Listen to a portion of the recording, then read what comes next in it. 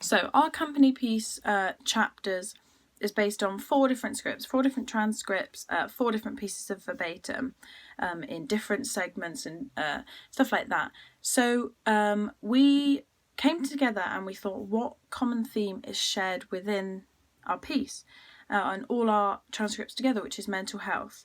Now DV8 did a piece called John, which heavily used verbatim. They interviewed 50 men about sex and love, and ultimately John was the person's verbatim that was used and created this story about his struggles in his life, which we all sort of decided, right, we want to use all of our pieces of verbatim and tell these people's stories, which we did. Now my segment in the piece is about social media. I wanted to create a piece that was physical, including lots of movements and lifts and movements around the stage, but I also wanted to put my verbatim with the movement. So I wanted to make it very physical, but also have this piece of verbatim to tell this person's story, much like John.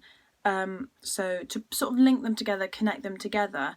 I drew my inspiration actually mostly from Can We Talk About This by DV8.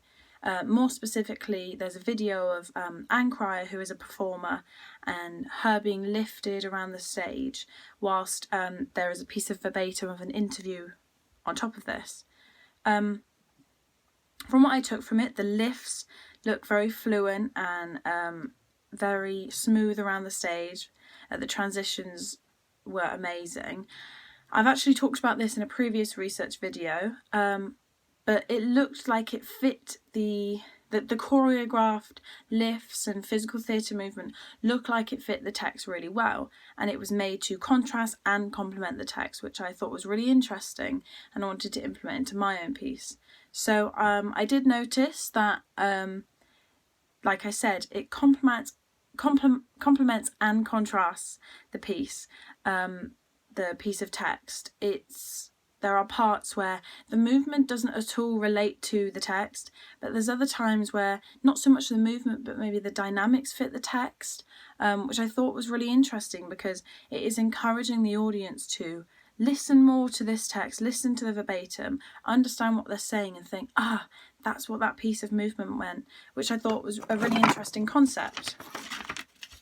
In terms of this inspiring my own work, I used the verbatim that I had to create a piece of text that was going to be written out and recorded and played over the top, which we have now done, and I could choreograph more of my piece too.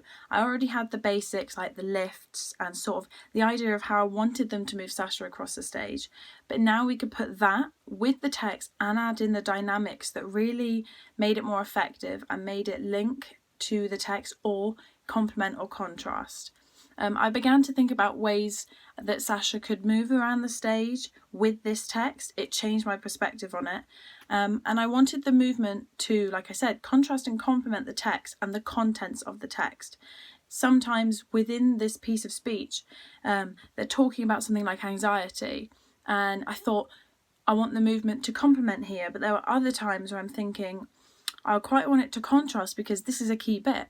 I want the audience to listen and think about this text and almost be confused as to the point where they are trying to come up with their own stories, their own interpretations, which I think is really important because it has the audience invested in what they're watching, especially if it's something with a really important message. And the research that I did really impacted this, especially when I did put the text to movement. Now, proof of this research in practice is a video that will be either below this or near this of the lifts